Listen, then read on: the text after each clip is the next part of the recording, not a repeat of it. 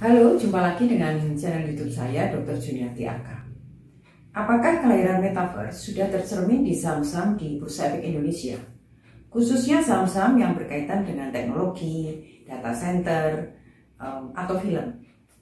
Nah, kalau itu sudah tercermin, kira-kira kapan mulainya Metaverse itu nampak di dalam pergerakan saham-saham di Bursa Efek Indonesia?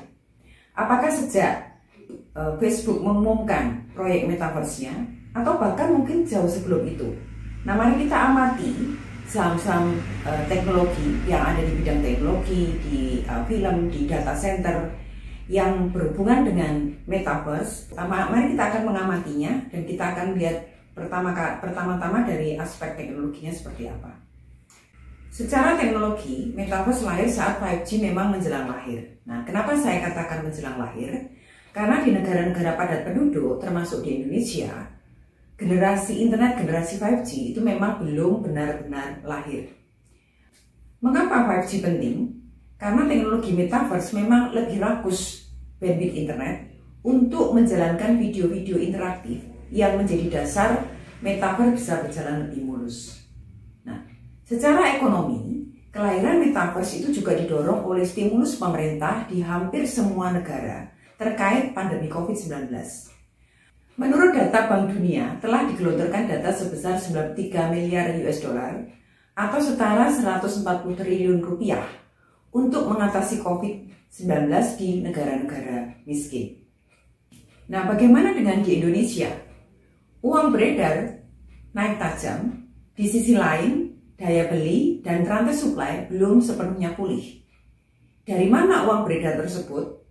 Ya, tentu saja dari belanja pemerintah di sektor kesehatan, jaminan sosial, stimulus ekonomi, baik berupa subsidi pajak ataupun bantuan tunai. Nah, kemana ujungnya uang-uang tersebut?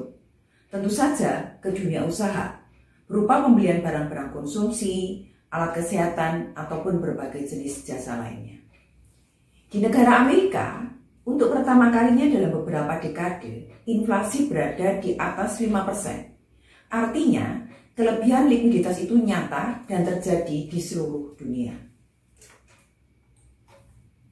Seperti kita ketahui bahwa likuiditas memerlukan instrumen keuangan atau instrumen investasi untuk menjaga nilainya. Apa dampaknya? Industri teknologi dianggap sebagai instrumen tepat untuk memenangkan kompetisi di masa depan.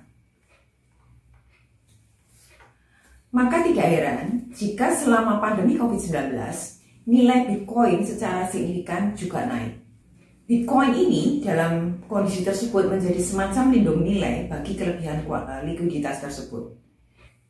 Tidak saja Bitcoin, teknologi lainnya berbasis blockchain itu menjadi favorit. Hal ini pula yang mendasari lahirnya game online berbasis blockchain dan juga metaverse yang naik secara signifikan. Nah, bagaimana kaitannya atau bagaimana cerminan dari kenaikan metaverse ini di saham seperti yang saya tadi sampaikan di depan? Nah, mari kita lihat. Pertama adalah menurut catatan kami, saham MSIN atau MNC Studio International naik belakangan setelah mereka mengakuisisi Rapid Fire. Nah, mari kita lihat bagaimana grafiknya. Sepanjang periode 1 tahun ke belakang, saham-saham MSIN yang semula landai, kemudian di bulan November 2021 naik tajam. Kenaikan tersebut disebabkan oleh corporate action yang dilakukan oleh MSIN berupa akuisisi Rapid Fire, sebuah perusahaan games online berbasis blockchain yang berasal dari Korea Selatan. Nah, yang berikutnya adalah DCII.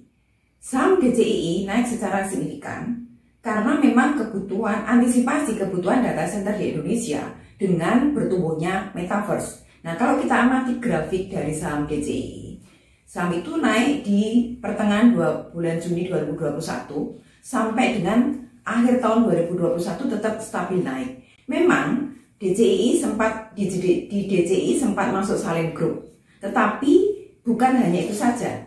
Karena kalau hanya masuknya Salem Group, saham itu kemudian akan kembali terkoreksi kepada harga yang normal. Tapi buktinya harga saham dari DCII stabil naik sampai dengan di akhir tahun 2021. Jadi harga saham itu stabil naik karena bukan semata-mata masuknya Salim Group ke DCII, tetapi lebih karena memang tren kebutuhan data center di Indonesia, karena data center ini menjadi basis bertumbuhnya metaverse. Sehingga kalau kita amati harga sahamnya kemudian stabil naik setelah akuisisi atau setelah masuknya Salim Group. Yang berikutnya adalah saham film atau MD Picture. Naik signifikan setelah Tencent, raksasa teknologi China, masuk di perusahaan ini. Nah, mari kita baca grafiknya. MD Picture itu mengawali sahamnya di awal 2021 itu di harga sekitar 200-an. Nah, kemudian di akhir tahun 2021 ditutup hampir di angka 800 sampai 900-an. Nah, dengan masuknya Tencent, maka MD Picture berpeluang bertransformasi dari perusahaan konvensional pembuat film-film menuju ke perusahaan yang berbasis digital. Dari paparan di atas menunjukkan bahwa industri pendukung teknologi metaverse saat ini secara signifikan naik. Dari data-data di atas, dari grafik saham-saham teknologi di atas, menunjukkan bahwa industri pendukung teknologi metaverse itu naik secara signifikan. Karena memang metaverse dianggap sebagai masa depan manusia di dunia buatan, dunia metaverse. Saat ini memang masih belum jelas bagaimana kira-kira bentuk nyata dari metaverse tersebut. Tetapi pada saatnya nanti akan memaksa kita untuk mengubah cara berbisnis, cara berkomunikasi, bersosialisasi, cara belajar. Nah, termasuk di dalamnya dunia kampus. Kampus harus berubah dari kampus berbasis konvensional menjadi kampus digital untuk menyongsong era metaverse. Kembali ke harga saham. Nah, saya beranggapan bahwa saham-saham teknologi atau saham dari perusahaan-perusahaan yang sedang bertransformasi menuju ke dunia digital, dunia metaverse, itu akan selalu menarik untuk diinvestasi. Dan memang tidak selalu berupa garis linier yang akan terus naik, tetapi secara tren itu pasti akan menunjukkan kenaikan yang signifikan. Jadi ada baiknya untuk kita terus memperhatikan saham-saham perusahaan di bidang teknologi atau perusahaan-perusahaan yang sedang bertransformasi ke dunia digital. Oke, terima kasih sudah menyaksikan dan ikuti terus video-video berikutnya. Saya akan membahas hal-hal yang berkaitan dengan metaverse di berbagai perspektif. Dan ujungnya masih akan mengarah ke kampus digital yang sudah pernah saya janjikan sebelumnya. Pada kesempatan ini saya juga ingin mengapresiasi kepada seluruh viewers, subscriber yang sudah setia menonton dan memberikan masukan-masukan positif di sepanjang tahun 2021.